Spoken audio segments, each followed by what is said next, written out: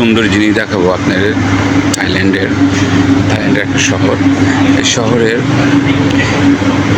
সুকুম্বি area. একটা দেখেন গাড়ির উপরে দেন কত সুন্দর সুন্দর গাছ। গাড়িটা অনেক পুরনো, বেশ গাড়ির উপরে টপ লাগানো হয়েছে। আমি গাড়ির সামনে দিয়ে যখন যাচ্ছি ঠিক অনেক কিছু দেওয়া, অনেক সুন্দর সুন্দর থাইল্যান্ডের বিল্ডিং শহর। এবং দেখেন পাশেই এত সুন্দরভাবে এক আঙ্কেল এরই ভিতরে টেলার্সের কাজ করে। আমি তো দেখি প্রথমে অবাক, এটা কি অবাক করার কাণ্ড।